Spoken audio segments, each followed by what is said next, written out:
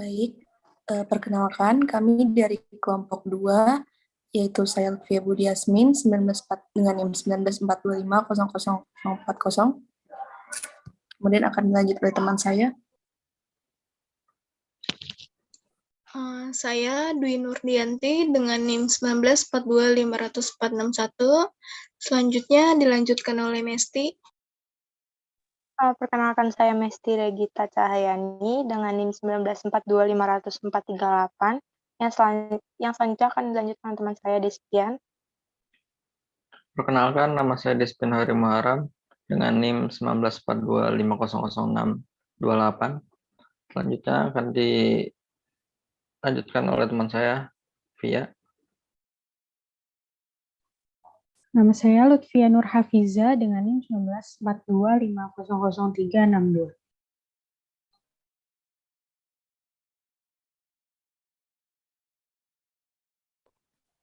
Oke, di sini kami akan membahas mengenai pengantar dari diplomasi ekonomi sendiri.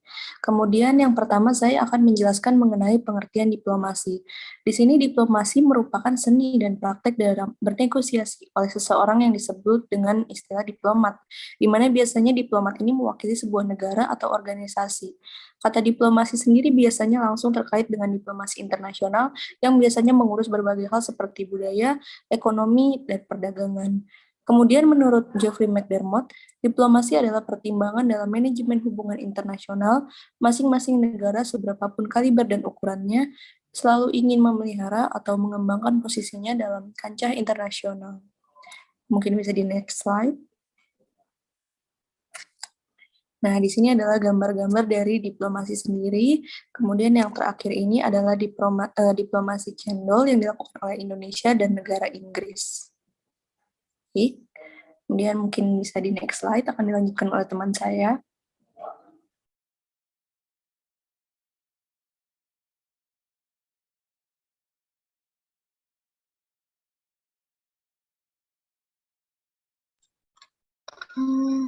Selanjutnya, saya akan membahas pengertian diplomasi ekonomi. Secara umum, diplomasi ekonomi adalah serangkaian aktivitas kegiatan ekonomi dalam mencapai tujuan dan kepentingan nasional untuk meningkatkan pendapatan negara melalui negosiasi agar dapat disepakati oleh negara lain, baik secara bilateral maupun multilateral. Diplomasi ekonomi dapat didefinisikan sebagai upaya sistematis yang dijalankan suatu negara dengan memanfaatkan sejumlah kekuatan dan sumber daya ekonomi yang dimilikinya agar tercapai tujuan politik luar negerinya. Tujuan diplomasi ekonomi ini diantaranya yaitu untuk perluasan kerjasama ekonomi yang saling menguntungkan. Yang kedua ada pemanfaatan sumber daya untuk tujuan politik luar negeri maupun untuk memperoleh keuntungan melalui mitra dagang, dan yang terakhir memperkuat daya saing internasional suatu negara. Terus menurut Baranai, pada tahun 2009, diplomasi ekonomi merupakan aktivitas resmi diplomatik yang berfokus pada tujuan kepentingan ekonomi suatu negara dalam level internasional. Hal ini mencakup upaya peningkatan ekspor, menarik investasi asing, dan partisipasi kerja dalam berbagai organisasi ekonomi internasional. Baranai juga mengatakan diplomasi ekonomi merupakan komponen dari kebijakan luar negeri yang menentukan tujuan dan sasaran untuk seluruh aktivitas, bentuk dan metode yang digunakan untuk merealisasi kebijakan luar negeri tersebut. Bahwa diplomasi ekonomi juga merupakan faktor kunci utama perekonomian dalam upaya mencapai tujuan-tujuan kebijakan luar negerinya.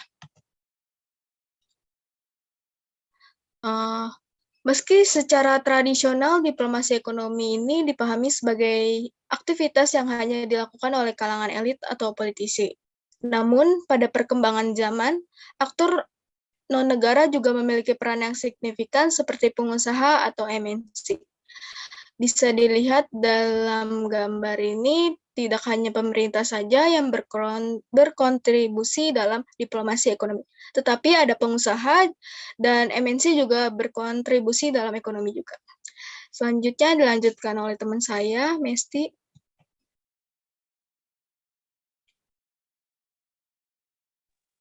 Baiklah, saya akan menjelaskan tentang fungsi diplomasi ekonomi. Salah satu tugas utama diplomasi adalah mendorong hubungan ekonomi negara yang diwakili terhadap negara tujuannya, khususnya dalam hal menjaga hubungan pasar, proteksi, dan pengawasan.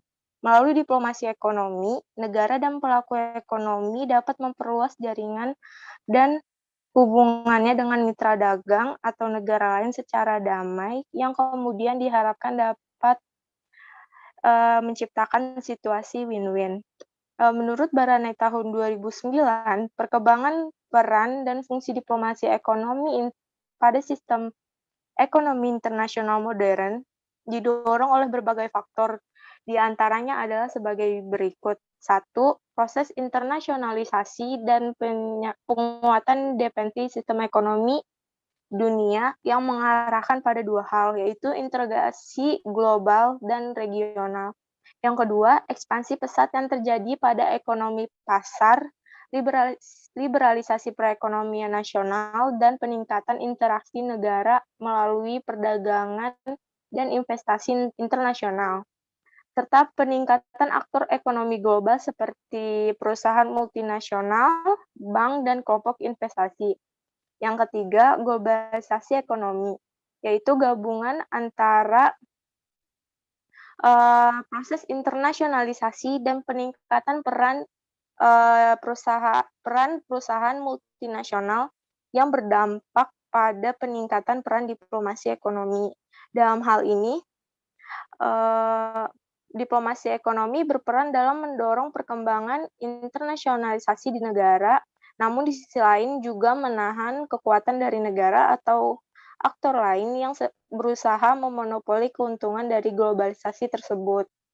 Yang keempat, bentuk adaptasi terhadap metode manajemen progresif, efisiensi energi, dan teknologi baru, sehingga investasi asing dapat memastikan perkembangan kerjasama antar negara dan organisasi internasional.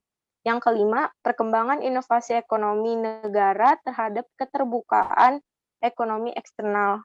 Yaitu hal ini dapat berdampak pada pembangunan image positif negara yang akan menarik wisata asing dan daya tarik investasi asing sehingga berdampak terhadap pertumbuhan ekonomi suatu negara.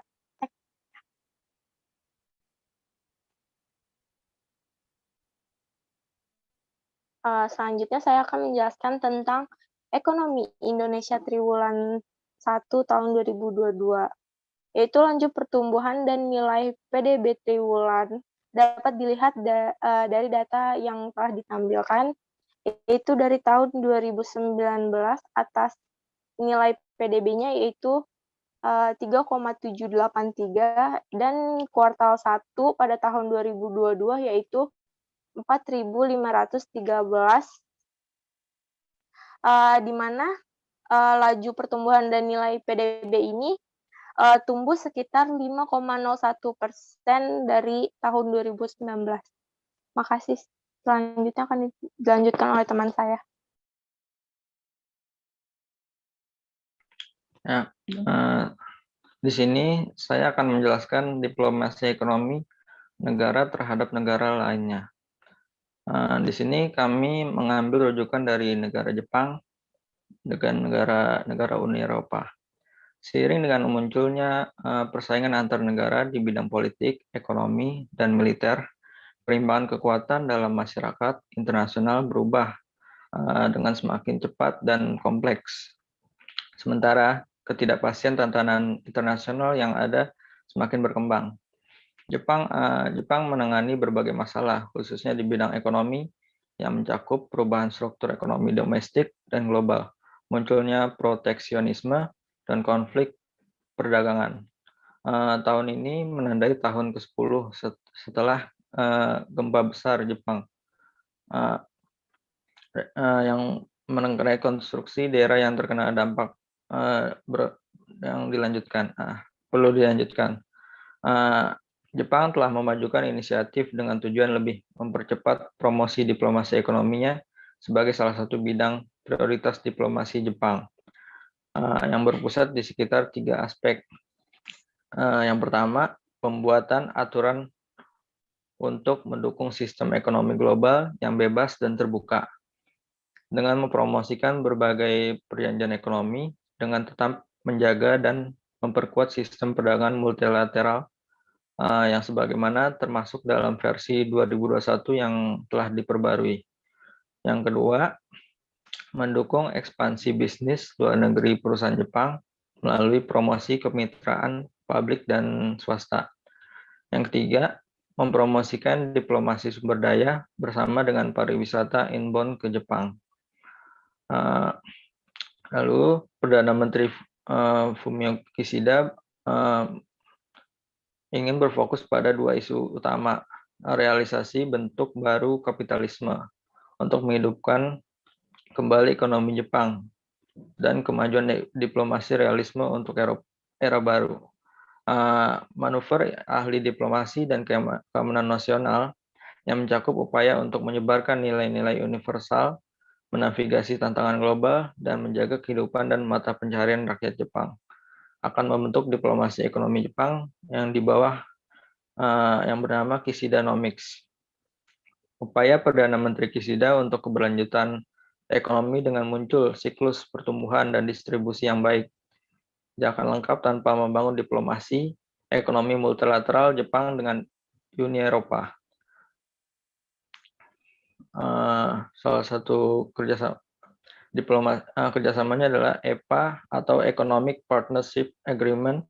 Jepang dengan Uni Eropa adalah langkah pertama yang ideal dalam mengkonsolidasikan kemitraan mereka dengan fokus berkelanjutan pada penguatan hubungan ekonomi dan keamanan bilateral masing-masing kedua pihak, yang akan membantu kedua aktor mencapai tujuan dan visi masing-masing untuk kawasan Indo-Pasifik. Berdasarkan pandangan ini, Jepang sangat mementingkan EPA dan FTA atau Free Trade Agreement karena mereka membantu menangkap vitalitas pasar yang berkembang di luar negeri dan memperkuat dasar ekonomi di Jepang. Sejak penerapan EPA, perdagangan telah berkembang antara kedua belah pihak. Hanya dalam waktu 10 bulan setelah EPA diterapkan, ekspor Uni Eropa ke Jepang meningkat sebesar 6,6%, dan ekspor Jepang ke Uni Eropa sebesar 6,3%, dibandingkan dengan periode yang sama tahun sebelumnya.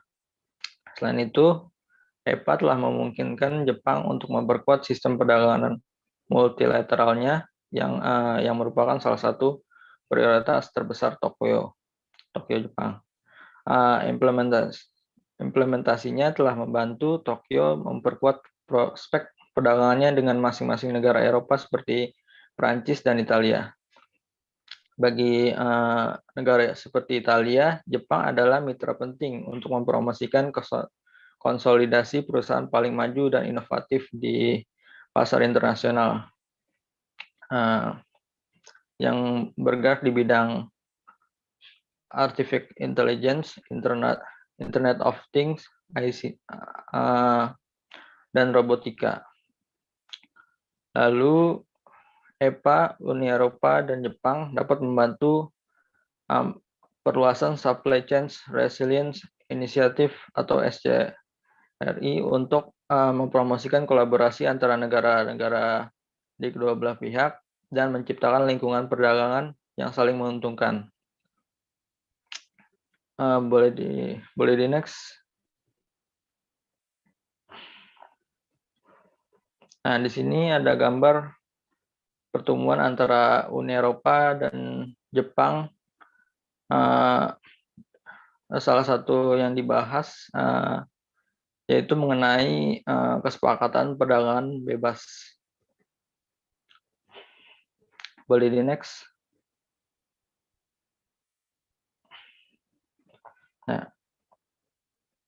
Diplomasi ekonomi Amerika Serikat dengan Mesir dan Israel. Departemen Luar Negeri menempatkan ekonomi dan kekuatan pasar di pusat kebijakan luar negeri Amerika Serikat. Diplomasi ekonomi berarti memanfaatkan kekuatan ekonomi global untuk memajukan kebijakan luar negeri Amerika dan menggunakan perangkat kebijakan luar negeri untuk menopang kekuatan ekonomi negaranya. Lalu seperti Amerika Serikat telah mendukung visi ini dengan agenda misius yang mencakup 4 elemen besar. 1. Yang pertama, memperbarui prioritas Amerika Serikat Yang kedua, memajukan agenda perdagangan, investasi, dan diplomasi komersial Amerika Serikat. 3. Menggunakan alat ekonomi untuk memecahkan tantangan kebijakan luar negeri. 4. Membangun kapasitas departemen luar negerinya. Kondisi ekonomi suatu negara sangat mempengaruhi sentimen rakyat, dan oleh karena itu kemampuan para pemimpin nasional untuk mengambil keputusan yang sulit ini tidak kalah benarnya dengan Amerika Serikat dan ekonomi besar lainnya daripada di negara berkembang. Selama 50 tahun terakhir di Timur Tengah dan di seluruh dunia, Amerika Serikat telah memberikan kontribusi besar bagi proyek-proyek kesehatan seperti air, pertanian, telekomunikasi, dan infrastruktur penting lainnya. Bantuan keamanan Amerika Serikat membantu memperkuat kemitraan negara-negara Timur Tengah untuk menjaga perdamaian dan baru-baru ini untuk memerangi ekstremis. Amerika Serikat mendukung program untuk memperkuat demokrasi dan hak-hak universal bagi laki-laki dan perempuan. Israel dan Mesir telah menjadi penerima manfaat utama dari program bantuan luar negeri Amerika Serikat. Tapi apa yang dilakukan Israel, Mesir, dan Mesir di sini adalah faktor yang sangat penting dan sering diabaikan dalam membangun perdamaian dan stabilitas ekonomi di kedua negara dan membangun hubungan bisnis yang efektif. Amerika Serikat juga telah berbuat banyak untuk mendukung globalisasi ekonomi di mana industrinya telah memainkan peran yang luar biasa. Fleksibilitas produsen pakaian saat ini untuk bergerak secara global di antara pemasok yang mempromosikan standar efisiensi dan kualitas yang tinggi. Negara lain diuntungkan, begitu juga pelanggan-pelanggannya seperti konsumennya. Saat kita melihat ke masa ke depan, nilai besar yang kita semua peroleh dari jaringan investasi dan perdagangan yang saling terkait akan menarik mitra seperti negara lainnya dan di negara kita, negara Timur Tengah maksudnya. Industri mode dan pakaian jadi Amerika memainkan peran luar biasa dalam ekonomi global. Kami sangat menyadari bahwa pembeli garmen AS dapat memperoleh produk mereka di sejumlah tempat. Tetapi AS memahami bahwa produk yang diproduksi di zona industri yang memenuhi syarat seperti Mesir dapat bersaing baik dalam harga maupun kualitas.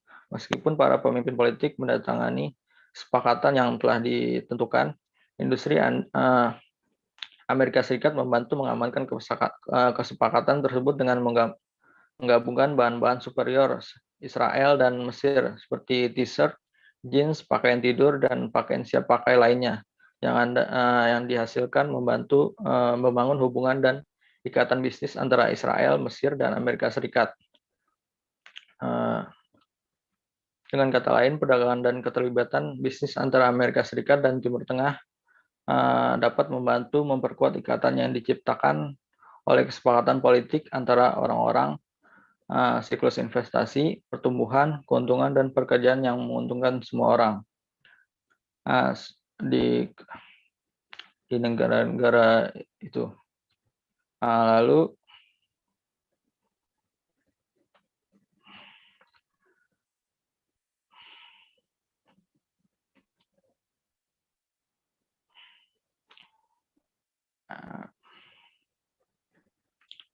itu sekian dari saya. Boleh di next. Ya, saya akan melanjutkan membahas tentang diplomasi ekonomi Indonesia terhadap negara lain. Pada saat ini, arah kebijakan politik luar negeri Indonesia yang dilaksanakan oleh pemerintah Indonesia di bawah kepemimpinan Presiden Joko Widodo mengutamakan kepada 4 prioritas politik luar negeri Republik Indonesia, yaitu kedaulatan negara kesatuan Republik Indonesia, perlindungan warga negara Indonesia, diplomasi ekonomi, dan juga peran internasional. Salah satu prioritas kebijakan luar negeri Indonesia itu meningkatkan diplomasi ekonomi Indonesia demi kepentingan nasional.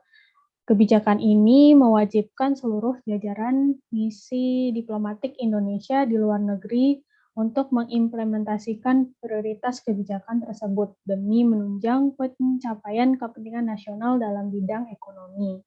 Diplomasi ekonomi berkaitan dengan pengelolaan hubungan luar negeri dalam bidang ekonomi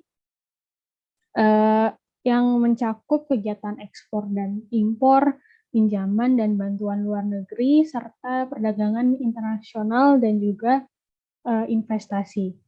Dalam memenuhi kebutuhan pembangunan ekonominya, setiap negara harus berhubungan dengan negara atau perusahaan asing untuk menjalin kerjasama yang saling menguntungkan. Dalam buku yang berjudul The New Economic Diplomacy, Decision Making and Negotiation in International Economic Relations, dari Stephen Wolkoff itu menyebutkan ada beberapa faktor penting yang harus diperhitungkan ketika sebuah negara ingin meningkatkan kinerja diplomasi ekonomi, baik melalui perundingan perdagangan maupun investasi, yaitu melalui relative economic power, international institution or regimes, kondisi pasar atau markets, persaingan kepentingan dalam negeri, dan yang terakhir adalah ide-ide kreatif lainnya. Lalu, Kementerian Luar Negeri Indonesia menggunakan perwakilan Indonesia di luar negeri sebagai pelaksana diplomasi ekonomi, yakni sebagai marketers dan opportunity seekers yang mencari peluang dalam perdagangan, turisme, serta infrastruktur. Sehingga perwakilan Indonesia ini memiliki tugas dan dalam menganalisa kesempatan apa saja yang bisa dimanfaatkan serta mempromosikan potensi Indonesia untuk dapat menjalin hubungan serta kerjasama dengan mitra strategis tertentu.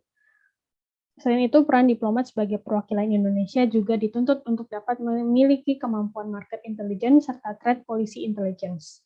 Hampir 90% tantangan pelaksanaan diplomasi ekonomi Indonesia adalah tantangan internal, yaitu dalam mencakup infrastruktur, koordinasi, dan sinergi, serta korupsi dan juga good governance.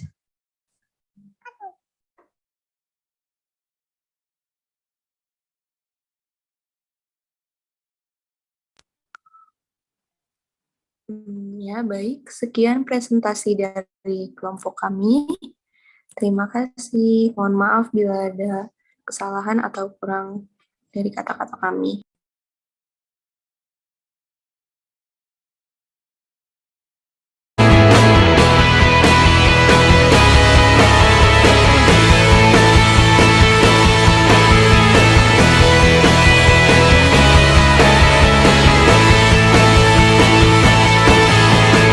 Meminta para duta besar Indonesia untuk fokus pada diplomasi ekonomi, terutama yang berkaitan dengan investasi dan ekspor.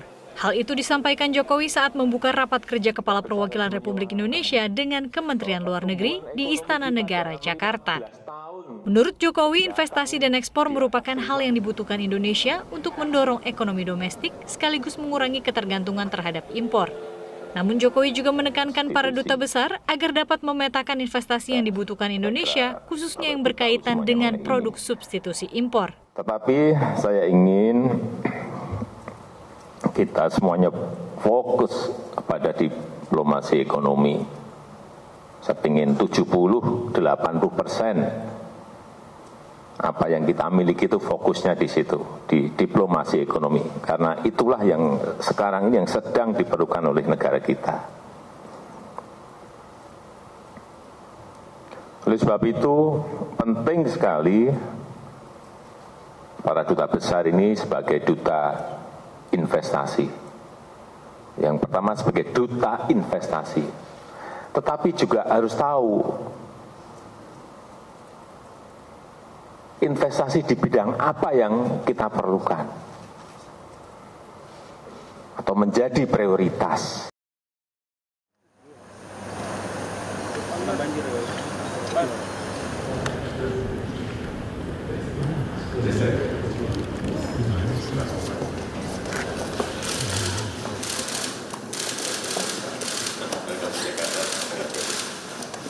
kasih.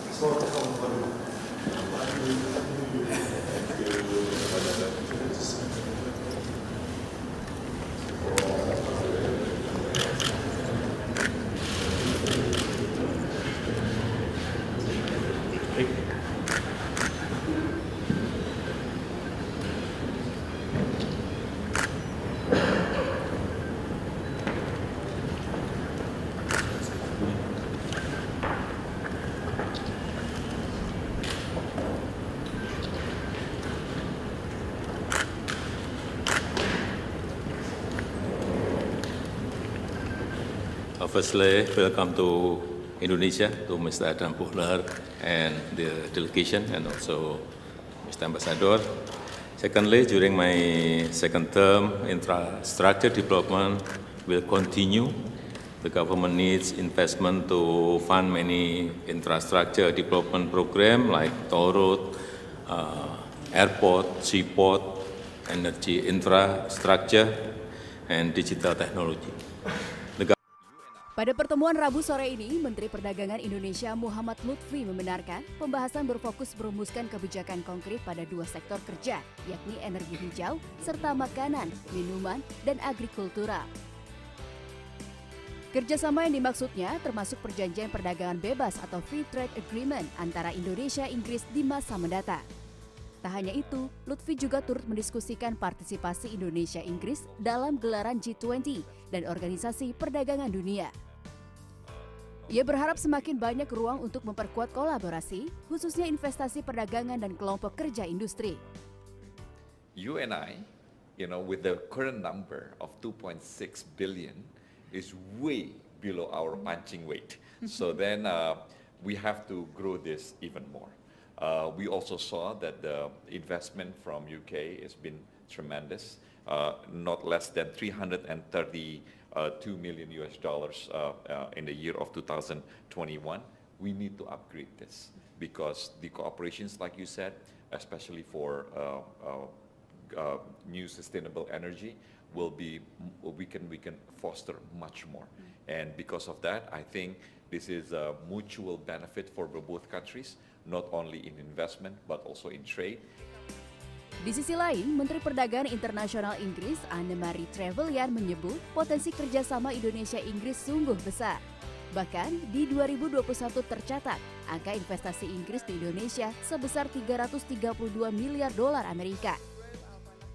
Namun menurutnya angka ini masih bisa ditingkatkan, terutama melalui dua sektor yang telah disepakati, yaitu energi terbarukan dan agrikultural.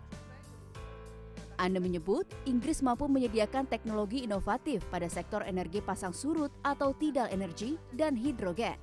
Sedangkan di sektor makanan, ia meyakini produk makanan minuman Indonesia akan disukai pasar Inggris dan begitu juga sebaliknya. On renewables and clean growth, Indonesia's renewable energy potential is 5 times the size of its current energy production capacity. Indonesia could be a clean energy superpower, and UK companies are helping to bring innovative technologies in areas like tidal energy, and there's lots of potential in hydrogen. For food and drink and agricultural commodities, I look forward to progress that allows new products from both our countries to find space in the other's shops and supermarket shelves. I have no doubt that Indonesian food and drink can be very popular in the UK.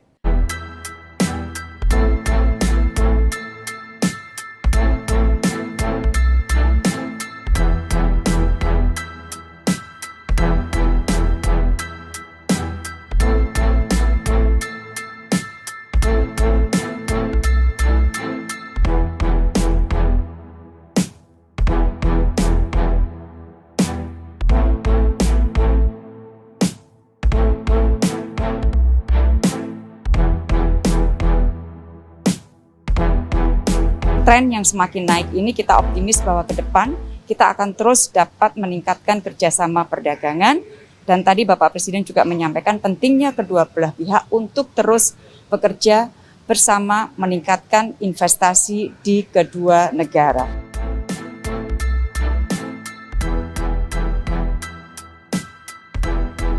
Program and India's economic. But I think where it's really evolved is that as we've become a bit better resourced in India, We've established the Development Partnerships Administration in the Ministry of External Affairs. We now use lines of credit on very concessional rates as really our spearhead for economic cooperation, for development cooperation with various countries. Currently, we're doing over $10 billion of lines of credits, and these have really become the instrument of choice. They have helped create infrastructure projects, connectivity projects, industrial projects, capacity building, and a whole host of other areas. So the traditional training programs that were done under ITEC and maybe some small projects that were done under ITEC is now complemented in very large measure by our lines of credit. And our project exports as well. Of course. Turning to you, Manjeet ji. The COVID-19 pandemic has negatively affected global economic growth beyond anything experienced in nearly a century. What are the challenges to economic diplomacy that this virus has unleashed, and what is the way forward? So first, COVID taught us the dangers of an over-centralized globalization. Even though India was never in the globalization supply chain, we now are through the vaccines, increased digitalization, for export and for the home market, and the domestic push for manufacturing and ease of doing business. As our foreign minister has said, we are now in the era of decentralized globalization, where every country aims to be Atmanirbhar and self-sufficient because they need jobs at home for political and economic stability. No more exporting jobs to China, no matter what Goldman Sachs or the German multinationals say. So India is now firmly in that space, and all the policies are in place. I'm going to talk about 3 points, as usual.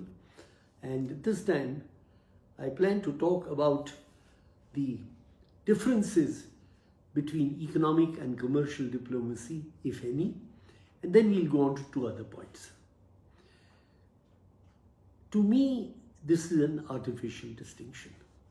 But there are people who say commercial diplomacy deals with the promotion of trade, mobilization of investments, and certain activities like tourism, which all bring benefits to the state, to the country. Economic diplomacy to them focuses on negotiations of global agreements like at the World Trade Organization, the regional pacts, and bilateral agreements of an economic nature between countries. Now, I feel this is an artificial distinction because under the rubric of economic diplomacy, one can include a multitude of activities, including, for example, the management of aid. Today, many countries of the global south, which were traditional recipients of aid, have now become providers of aid. You may not be aware that India, a relatively poor country with a per capita income more or less in the zone of $2,000 per capita in current dollars, contributes well over 1% of its GDP.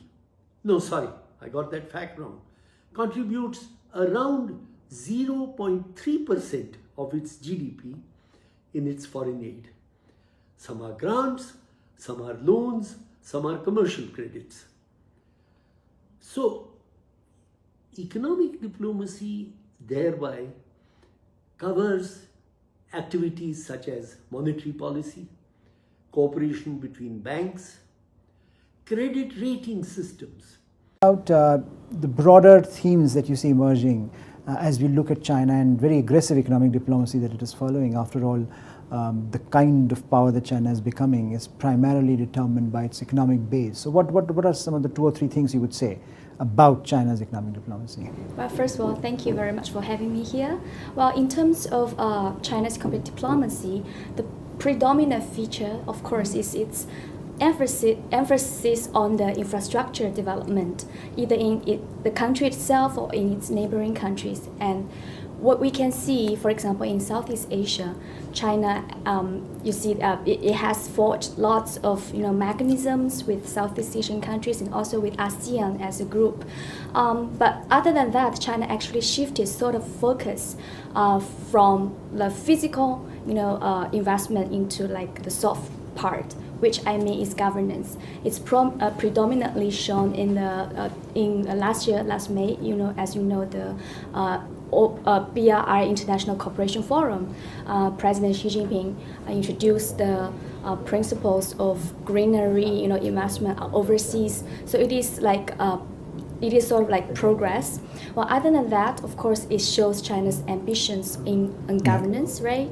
And the economic security nexus, like how it can use economics to realize part of its geostrategic purposes.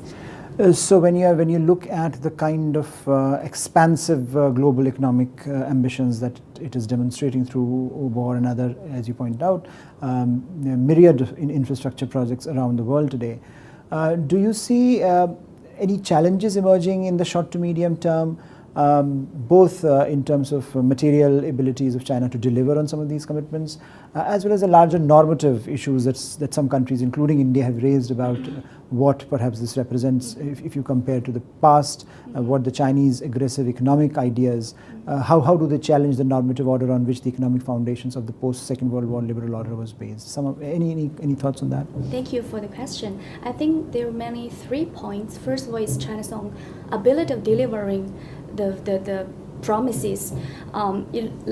Although Xi Jinping consolidated his power, which I doubt he could actually make everything done. For example, the local government, they did a lot of activities under the name of BRI, but the effectiveness may not really reflect what Xi Jinping wanted. And second of all, of course, is the responses of the region. Like ASEAN countries, they're trying to bring other like external powers into this region to counter like the possible challenge that China may bring into this region, and of course the risks that along the Belt and Road initiatives, such as terrorism, such as economic viability, like the sustainability, things like that. So they're emerging, and China realizes that. But in my mind, in the short term, it requires a lot of powers for China to really solve those problems. Mention of diplomacy, but my dear friend, I want to reinforce my thesis. Diplomacy with capital D is only one, and if Europe have no diplomacy with capital D, the rest is not working.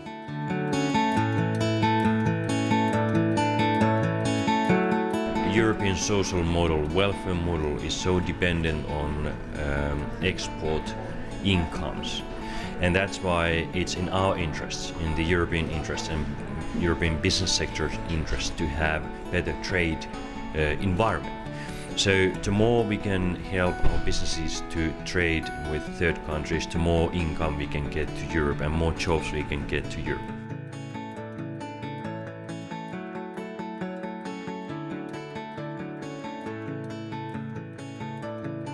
Well, I think first and foremost businesses have their own moral deliberations to make, and I hope that they do. But more broadly, what we try to do as policymakers is ensure that there are clear rules that are predictable and that are the same for everybody, so that there is a level playing field, as we call it, an equal platform on which the private sector can compete. And of course, we on a political level try to deal with some of the most difficult issues as well, to ensure that rights and freedoms are respected, that there is transparency and accountability in third countries, that there is no corruption, or that if such matters occur,